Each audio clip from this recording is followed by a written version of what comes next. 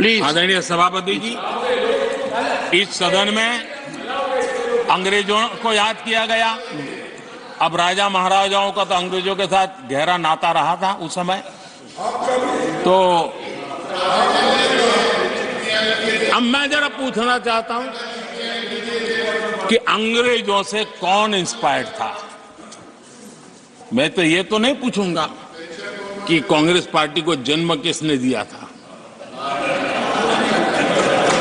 ये तो मैं नहीं पूछूंगा। आजादी के बाद भी देश में गुलामी की मानसिकता को किसने बढ़ावा दिया? अगर आप अंग्रेजों से प्रभावित नहीं थे तो अंग्रेजों की बनाई दंड संहिता, पिनल कोड, आपने क्यों नहीं बदली? आदरणीय सभापति जी, अगर आप अंग्रेजों से प्रभावित नहीं थे तो अंग्रेजों के जमाने के सैकड़ों कानून क्यों चलते रहे? आप अगर अंग्रेजों से प्रभावित नहीं थे तो लाल बत्ती कल्चर, ये लाल बत्ती कल्चर इतने दशकों बाद भी क्यों चलता? अगर आप अंग्रेजों से प्रभावित नहीं थे तो भारत का बजट शाम को 5 बजे इसलिए आता था क्योंकि ब्रिटिश पार्लियामेंट का सुबह शुरू होने का समय होता था।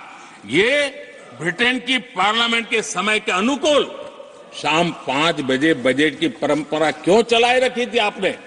कौन अंग्रेजों से इंस्पायर था? अब आप अंग्रेजों से प्रेरित नहीं थे तो हमारी सेनाओं के चिन्हों पर आज भी गुलामी के प्रतीक अब तक क्यों बने हुए थे? हम एक के बाद एक हटा रहे हैं। अगर आप अंग्रेजों से प्रेरित नहीं थे तो राजपथ को कर्तव्य पथ बनने के लिए मोदी का इंतजार क्यों करना पड़ा? आदरणीय सभापति जी, अगर आप अंग्रेजों से प्रभावित नहीं थे तो अंडमान और निकोबार, इन द्वीप समूहों पर आज भी अंग्रेजी सत्ता के निशान क्यों लटके पड़े थे?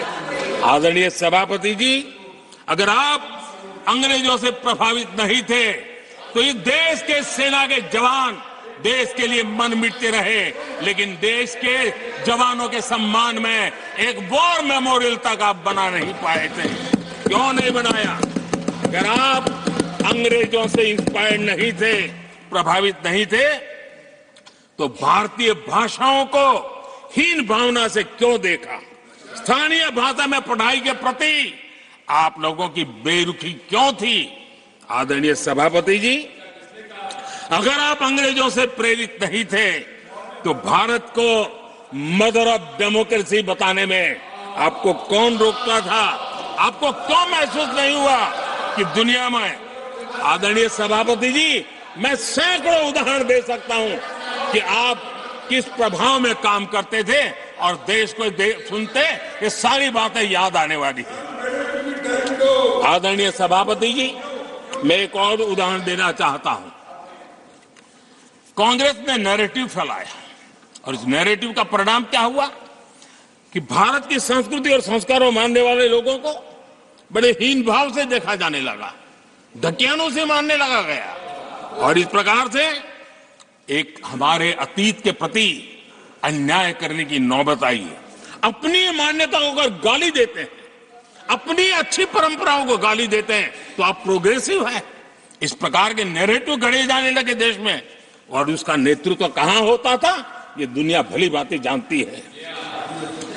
दूसरे देश से आयात करना, उसको गर्व का, और भारत की कोई चीज है तो दूसरे दर्जे की है, ये स्टेटस बना दिया गया था। ये स्टेटस सिंबल बाहर से आया, मेड इन फॉरेन स्टेटस बना दिया था।